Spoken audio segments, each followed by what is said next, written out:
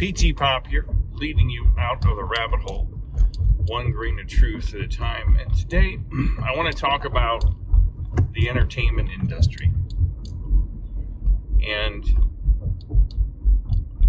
I attribute my new insight to the entertainment industry as a whole, or at least my new insights to it were sparked by fellow YouTuber Mike Williams from Sage MKE Radio. And he's done a brilliant analysis of the rock group The Beatles and how they were, in his opinion, a manufactured band. Not organic. They didn't rise to fame through an organic way, fighting their way up through the bars and the sludge of and the grind of being a band. They were actually manufactured by the Tavistock Institute and predestined to be a band to shape and form and reshape Western culture, philosophies, and attitudes. And if that is in fact true, and let me just say this about that though, before I get to the main point, is prior to meeting Mike and discussing this in depth with him on a couple of different interviews, I had never heard of this before. I'd never considered it. And it was something that was foreign to me. I'd never even thought of this. But as he laid out his thesis to me, I began to realize that his viewpoint on this was very plausible. Mike is not a lunatic. Mike is not somebody who is mentally unstable, who's just coming up with audacious things. He's not talking to space aliens. He didn't get this message from the ghost of John Lennon or something like that. He did this through painstaking research and analysis and looked at the obvious in front of him. And it was eye-opening to me. It was eye-opening, and it opened a gateway for me into the world of entertainment, not just the Beatles. But if in fact his theory is true, and the Beatles were a manufactured band specifically designed to push a narrative to undermine Western culture, then all of entertainment must be in the same genre or shape, or from the same perspective. Because why just one band? Because if you think about all of entertainment, if you really look at all of it, and when I say entertainment, I'm talking about everything. We're talking about music, television shows, movies, music, plays, anything that is entertainment that distracts you from the narrative they don't want you to hear or see. And I happen to think, if you really look at it, first with the Beatles, if the narrative that Mike has put forth, that the Beatles are a fake manufactured boy band, the first manufactured boy band with intentions behind it, malicious intent. Just speaking from a musician standpoint, can you think of the millions of men and women around the world who went out and bought guitars, who went out and bought a drum kit, who learned to sing, learned to write music, learned to play cover tunes, myself included? I spent 40 years of my life playing the guitar. When I was very young, I had dreams of becoming a rock star. I was going to become the next Beatles. I was going to become the next whatever, okay? And I've lost count of how many people I know personally who had the same dream, who did the same thing, who have spent as much money, more than I've spent on guitars, strings, drumsticks, drums, amplifiers, microphones, cables, keyboards, PA systems, recording equipment, lights. Just all the few people I know that have done this throughout their lives. That's just a few. But you multiply that times millions of people around the globe that were specifically inspired by the Beatles to become as big and as famous as this band. If the bands that are famous are predetermined, they're predestined, they're handpicked by a group behind the scenes, that means that all of us who have desperately been trying to gain some traction in the world of music, we're fooling ourselves. When you watch stars shine on television or the internet, do you ever wonder, is this talent truly raw? Was it organic? Or was it a carefully engineered product, much like a TV set or a laptop or car? No? Are we seeing human brilliance? Or is it just another franchise rollout from the entertainment machine? And when I say entertainment again, I'm not just talking about music and the Beatles. I'm talking about Hollywood actors, TV shows, authors, whatever it happens to be. Dancers, actors, playwrights. It's all part of the same thing. Now, I think there's a myth out there about the organic star, the rags to riches story, the garage band discovered overnight, the actress waiting tables in some dive bar, until she gets her big break, the actor who has been sleeping in his car with a script that is just ends up becoming the #1 movie and he wins an Oscar for it. But how many of these stories are true? And how many are PR fairy tales? It almost, some of it seems almost too good to be true sometimes, doesn't it? Now, I theorize, based off of some of my own analysis, that there is an assembly line of fame. Casting agencies and talent scouts, reality shows and talent competitions, such as American Idol and The Voice, music labels grooming artists, auto-tuning voices, writing songs for them, giving them a look, PR teams scripting social media personalities. I mean, there's a lot of examples out there. Now, I happen to believe, after a lot of discussions with Mike Williams, that the Beatles were the first manufactured boy band, but there's been current ones, such as K-pop idols, Disney, Nickelodeon, child stars, things along those lines. And it's getting to be so obvious these days, because some of the actors you see on TV and in movies aren't really good actors. Some of them aren't even really that good looking. And you sit there and go, well, why are they on the screen? And behind every star you adore, there's often a boardroom of people.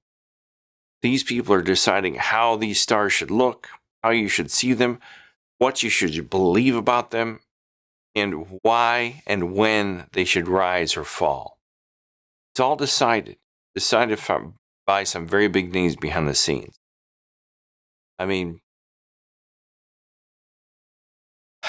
well, there's a lot of other things I'm not going to get into, like MK Ultra in Hollywood or the Illuminati pop stars, but I don't want to get that deep into it. Now, there's allegedly some very organic stars, musicians grinding in clubs, indie filmmakers, comedians rising through small venues with industry creations. But I asked, do we even allow organic talent to break through anymore?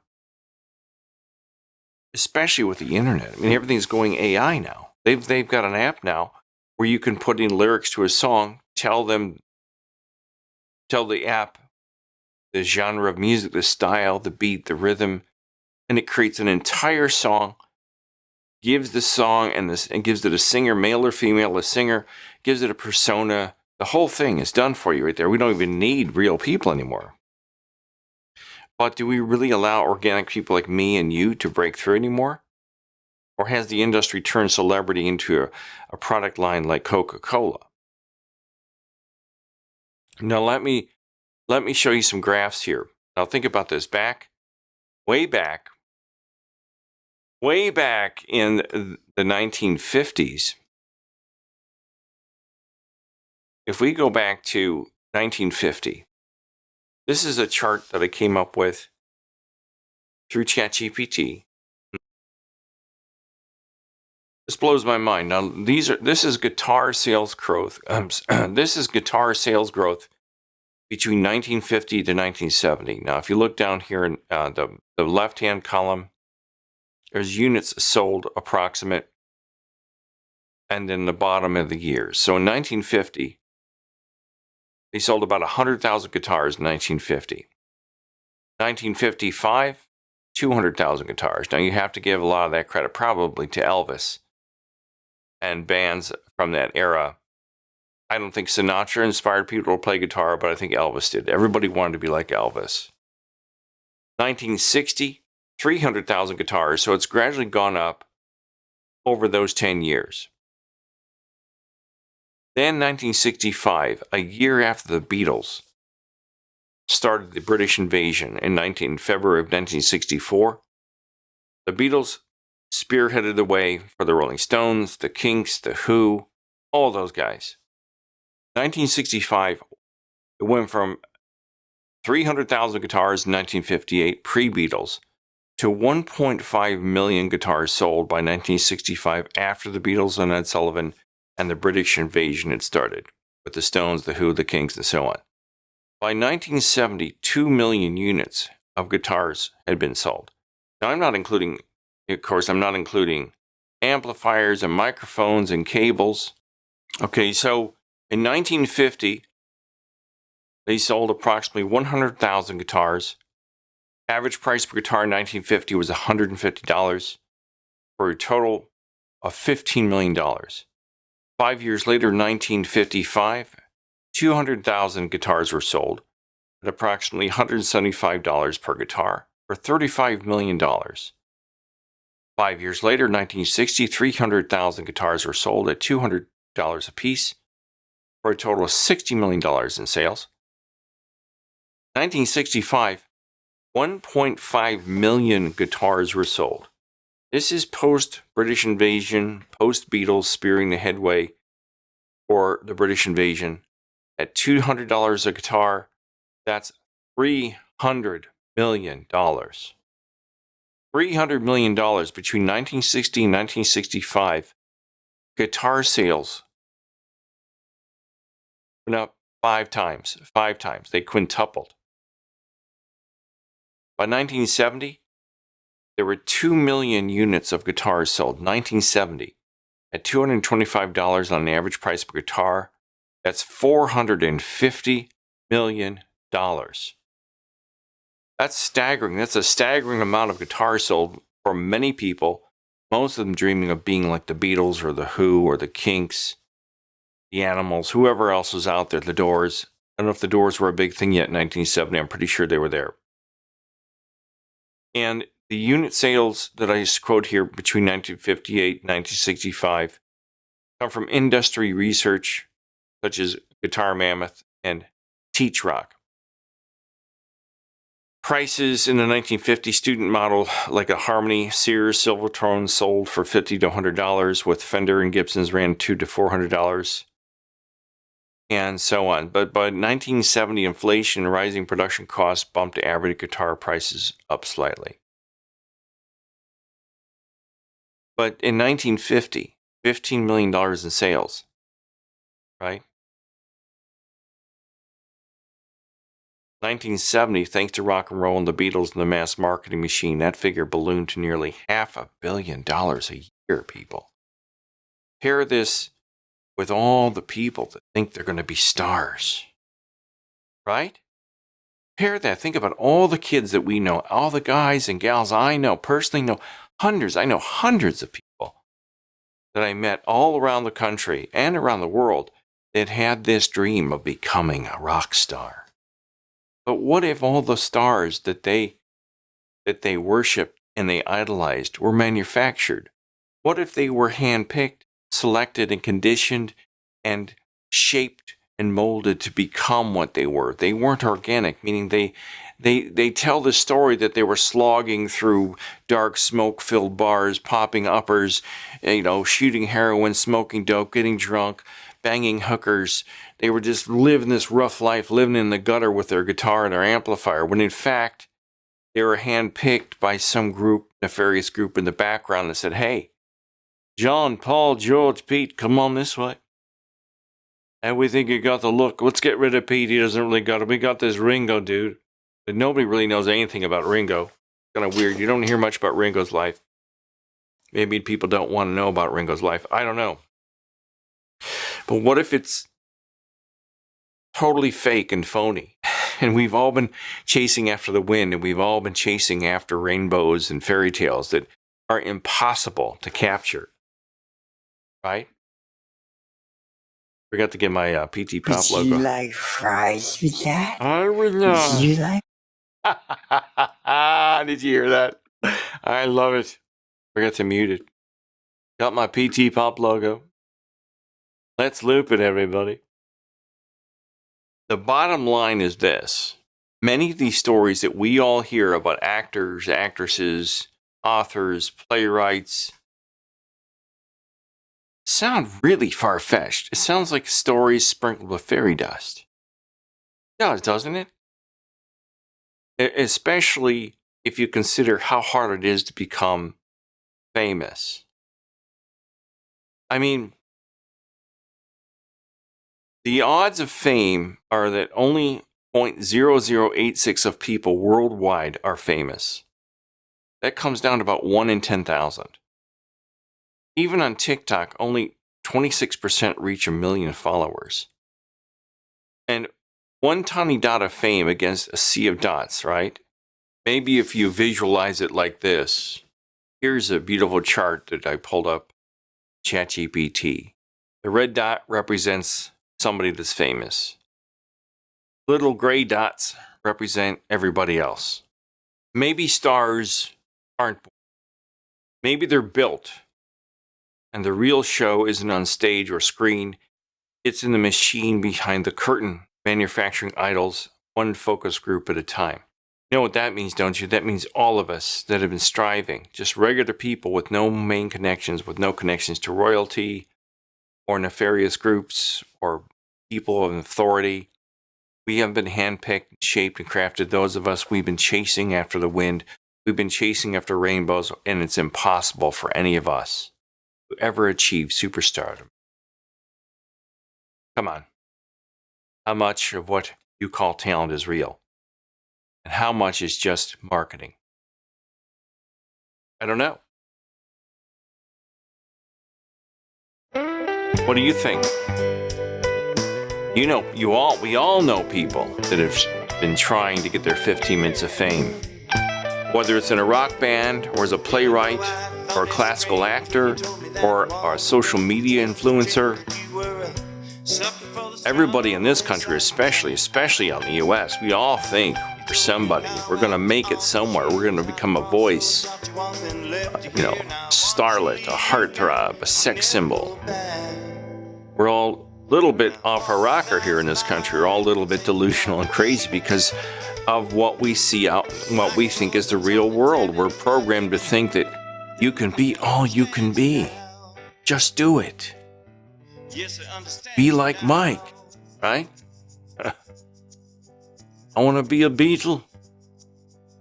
And it's probably impossible. And I know lots of guys. I know one guy, as I keep referring to him, he's a genius musician. He has mastered almost every instrument he can touch. He can play it beautifully. Writes, sings, produces, engineers, he does it all. And he's got nothing. He's got some stuff. He's got some gigs and stuff. He's very talented. What happened to him? How come he didn't make it? There's no explanation for that. He's a good-looking guy. He's got charisma. He's likable. You're trying to tell me that a guy with that much talent got overlooked? I don't know. I don't know about that. So let me know what you think in the comments. Do you know people that have tried to make it? Do you know anybody that's run into opposition? Maybe people in a back office on a casting couch that want you to come sit and have a seat next to them so you can play with their pickle.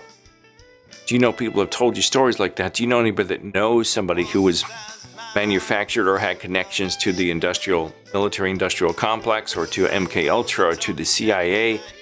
Do you know of anybody like that? Let me know what you think in the comments. Is it crazy?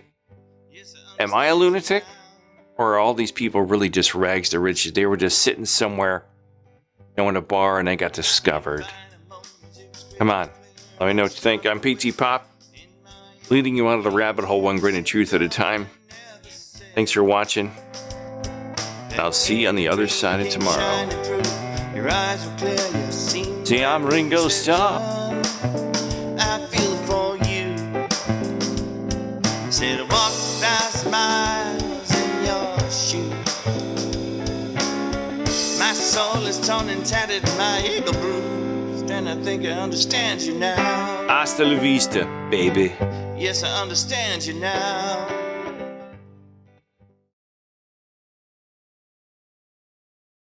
Hasta la vista, baby. Would you like fries with that? Would you like fries with that?